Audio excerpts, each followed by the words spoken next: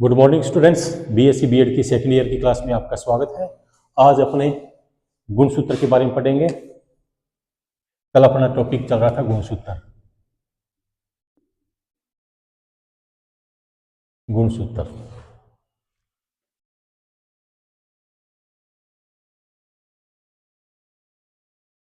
Chromosomes, अपना topic चल रहा था chromosome.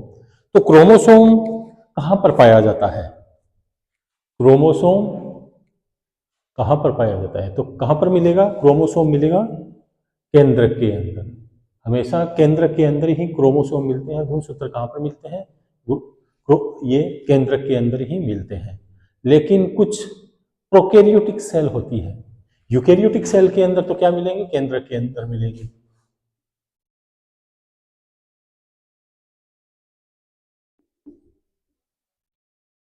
Eukaryotic cell, eukaryotic cell के अंदर गुणसूत्र कहां मिलेंगे? केंद्र के अंदर मिलेंगे।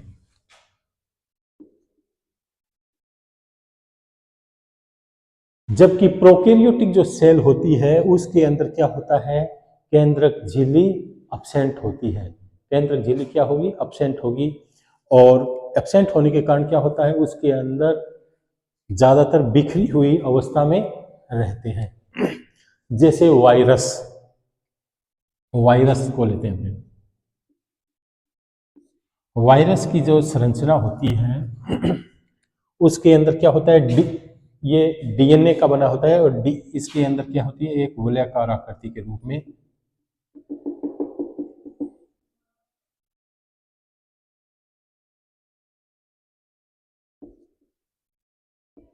ऊपर की परत कैप्सिड होती है। इसके अंदर एक वलयाकार आकृति के रूप में एक सिंगल एकल गुणसूत्र पाया जाता है। ठीक बच्चों, कल अपने इसके बारे में चर्चा की थी कि सबसे पहले इसको गुणसूत्र को किसने देखा था? ई स्ट्रासबर्गर ने। किसने देखा था?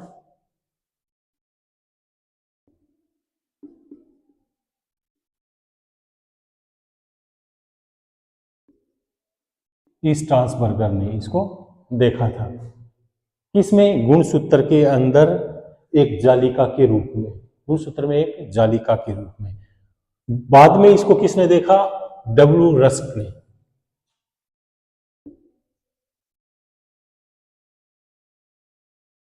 डब्ल्यू रस्क ने देखा था इसको। और डब्ल्यू रस्क ने बताया था कि ये आनुवांशिक गुणों का आदान प्रदान करने के लिए गुणसूत्र होते हैं, वो जिम्मेदार होते हैं। आनुवांशिक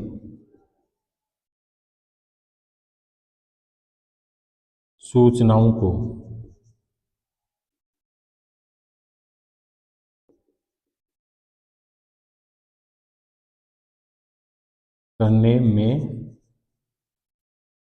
करने के लिए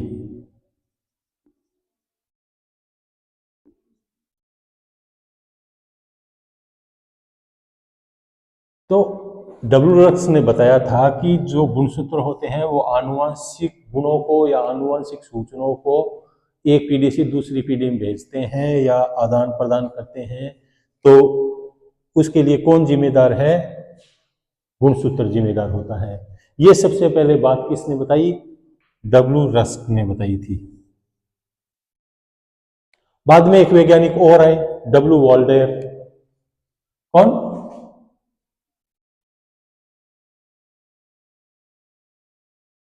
डब्ल्यू वॉल्डेयर आए।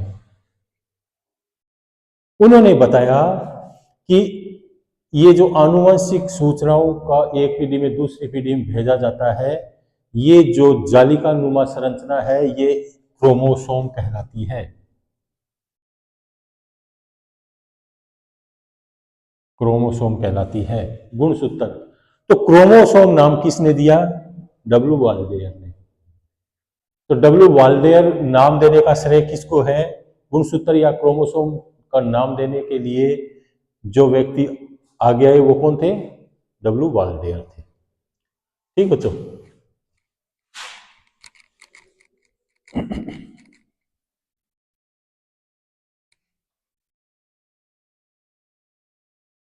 अब जो गुणसूत्र होते हैं वो कहां पर मिलेंगे? केंद्रक में मिलेंगे। और गुणसूत्र के ऊपर क्या पाए जाते हैं? जीन्स पाए जाते हैं, जो किसके बने होते हैं? न्यूक्लिक अम्ल के बने होते हैं, डीएनए के बने होते हैं। और यही डीएनए क्या होता है? एक पीढ़ी से दूसरी पीढ़ी में अब सूचनाओं को भेजने के लिए जिम्मेदार होता है। प्रोकैरियोटिक सेल के अंदर डीएनए एक एकल पाया जाता है। जो गुणसूत्र एकल अवस्था में पाए जाते हैं वो क्या होते हैं? वलयाकार होते हैं, सर्कुलर होते हैं। और डीएनए के अंदर क्या होता है? स्वयं की जनन करने की क्षमता पाई जाती है। और इसके अंदर स्वतः जनन की क्षमता तो पाई जाती है, साथ में क्या होता है? ये वंशागति, उत्परिवर्तन, भिन्नता, जातीय विकास के लिए भी जिम्मेदार होते हैं। किस किस के लिए? वंशागति के लिए। जो गुणसूत्र होते हैं वो वंशागति, उत्परिवर्तन,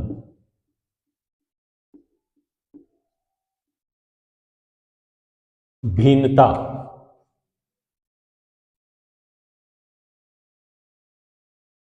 और जाति विकास के लिए।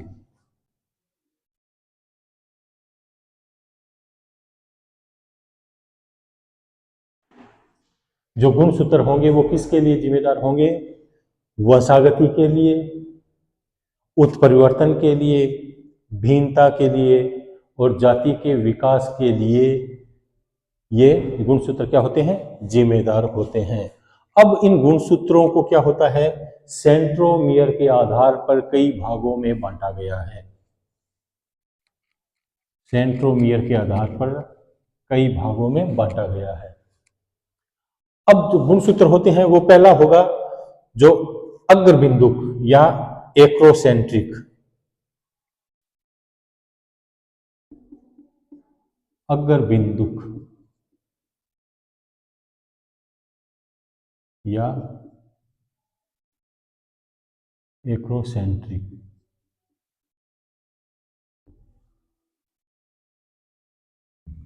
ये किस प्रकार का होता है? इसको क्या करते हैं? जैसे ये सेंट्रोमियर है तो ये इस प्रकार की इसकी आकृति होगी। किस प्रकार की? इस प्रकार की आकृति होगी।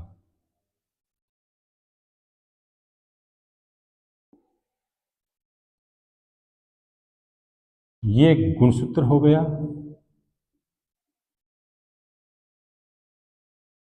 ये सेंट्रोमियर।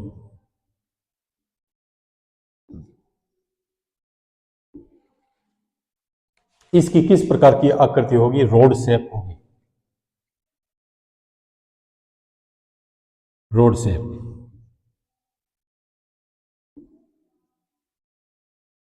इसमें क्या होता है? सिर्फ एक भुजा होती है, सिर्फ एक भुजा। इसमें सिर्फ एक भुजा होगी और सिरे के ऊपर क्या होगा?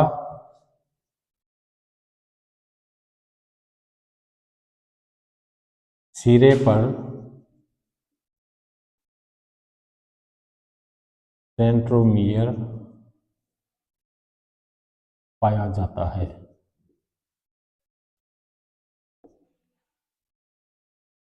ठीक बच्चों, अग्र बिंदु जो एक्रोसेंट्रिक होता है वो क्या होता है? इस प्रकार के गुणसूत्र में क्या होता है? एक सिरे पर सेंट्रोमियर पाया जाता है, जबकि गुणसूत्र की एक ही भुजा होती है। यह लंबा तथा छड़नुमा होता है, रोड शेप्ड होता है और इसमें सिर्फ एक ही भुजा पाई जाती है। और इसमें सेंट्रोमियर भी क्या होता है? सिरे पर पाया जाता है। ठीक बच्चों, अब दूसरा जो होता है, ये तो हो गया पहला। अब जो दूसरा होगा वो अंतः केंद्रिक होगा। कौन सा? अंतः केंद्रिक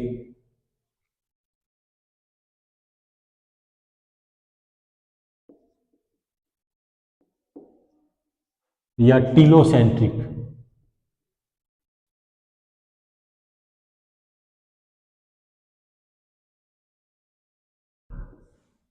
टीलोसेंट्रिक।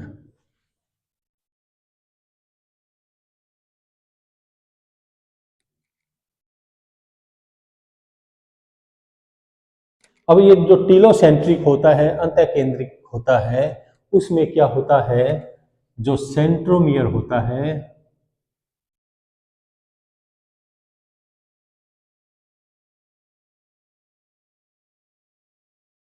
वो एक सिरे पर स्थित होता है।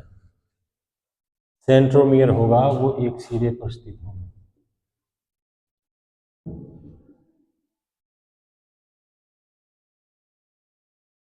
जबकि एक भुजा तो ये होगी लंबी भुजा, और ये क्या होगी, छोटी भुजा।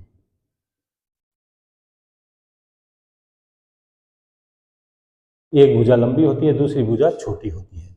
तो इसमें क्या होता है कि अंतःकेंद्रिक या टीलोसेंट्रिक में क्या होता है, सेंट्रोमियर एक सिरे पर स्थित होता है। इसमें क्या होता है, सेंट्रोमियर सेंट्रोमियर एक सिरे पर स्थित होता है।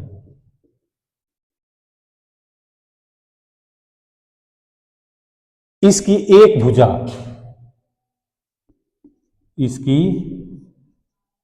एक भुजा अत्यधिक छोटी व दूसरी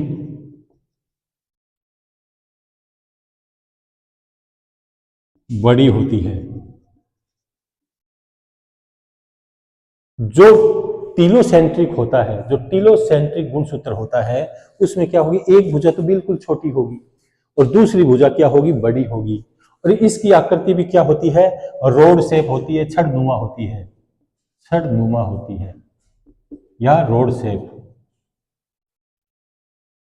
रोड शेप होती है, छड़नुमा या रोड शेप होती है। इसमें भी क्या होती है, एक भुजा तो बहुत छोटी होती है, अत्यधिक छोटी होती है, और दूसरी क्या होगी, बड़ी होगी।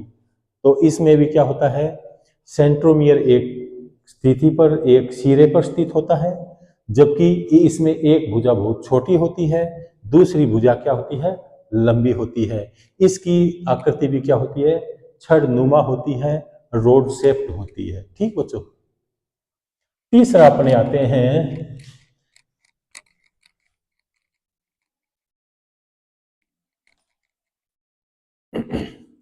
उपमध्य केंद्रिक, उपमध्य केंद्रिक या सब मेटा केंद्रिक, उपमध्य केंद्रिक।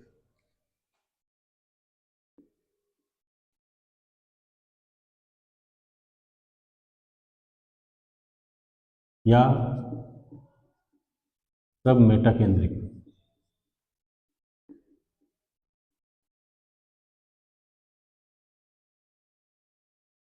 इसमें क्या होता है कि सेंट्रोमियर क्या होता है,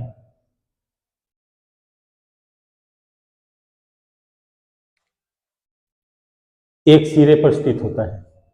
इसमें क्या होता है, एक भुजा तो काफी छोटी होती है, एक भुजा क्या होगी, छोटी होगी। इसकी आकृति देखें तो एस की आकृति का होता है ये। इसमें क्या होता है कि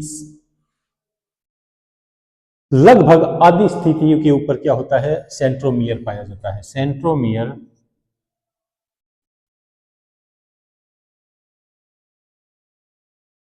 मध्य से कुछ हटकर पाया जाता है।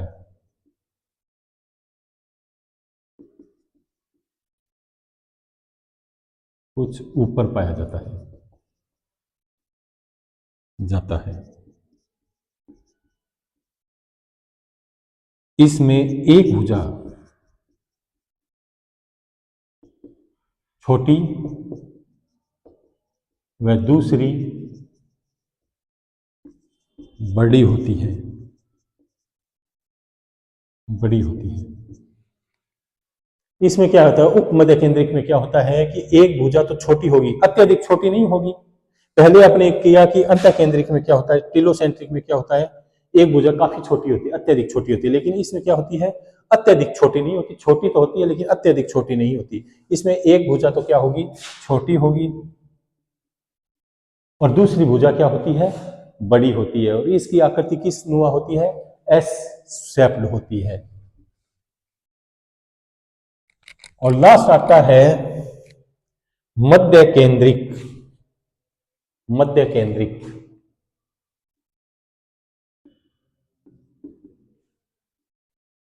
मध्य केंद्रिक या मेटासेंट्रिक।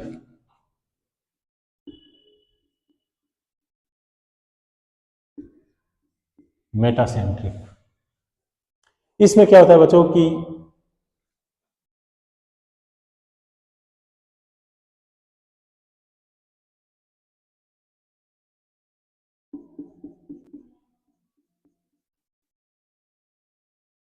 जो सेंट्रोमियर होता है बिल्कुल मध्य में होता है। सेंट्रोमियर मध्य में होता है और इसकी आकृति किस नुमा होती है? वी शेप्ड होता है। जो सब मध्य मैट्रिक होता है वो क्या होता है? वी शेप्ड होता है। उसमें क्या होता है? सेंट्रोमियर क्या होगा? सेंट्रोमियर मध्य में होता है और जो दोनों भुजाएं होती है वो बराबर होती है। दोनों भुजा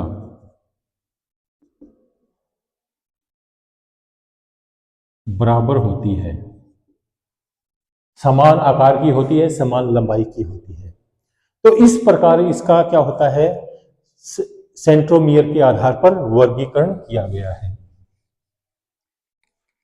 तो मैं एक बार दोबारा रिवीजन करवा देता हूं कि इसके अंदर जो पहली जो सेंट्रोमियर के आधार पर इसको बांटा गया है, इसमें क्या होता है? अग्र बिंदु या एक्रोसेंट्रिक होता है।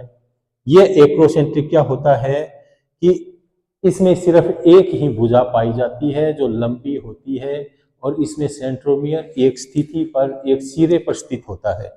दूसरा क्या होता है कि जो अंत्य केंद्रिक, जो टिलोसेंट्रिक होता है, वो भी क्या होती है? इसमें क्या होती है? जो सेंट्रोमियर होता है वो एक सिरे पर पाया जाता है। इसमें एक भुजा तो अत्यधिक छोटी होती है जबकि दूसरी क्या होती है? बड़ी होती है। तीसरा है उप मध्य केंद्रिक या सब मेटासेंट्रिक। इसकी आकृति किस नुमा होती है? एस नुमा होती है। इसमें क्या होता है कि एक भुजा तो क्या होती है? छोटी होती है, अत्यधिक छोटी नहीं होती। छोटी होती है लेकिन अत्यधिक नहीं होती। तो एक भुजा तो छोटी होगी, दूसरी भुजा क्या होती है? बड़ी होती है। और इसकी आकृति किस नुमा होती है? एस शेप्ड होती है। तो इस प्रकार की जो जो गुणसूत्र होते हैं उसे क्या कहा जाता है? उप मध्य केंद्रिक या सब मेटासेंट्रिक।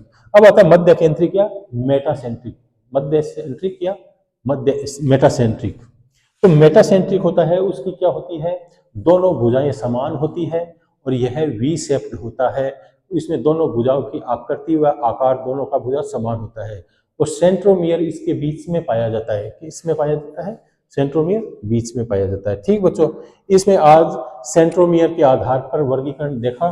कल अपने इसका नया टॉपिक स्टार्ट करेंगे गुणसूत्र का। ठीक।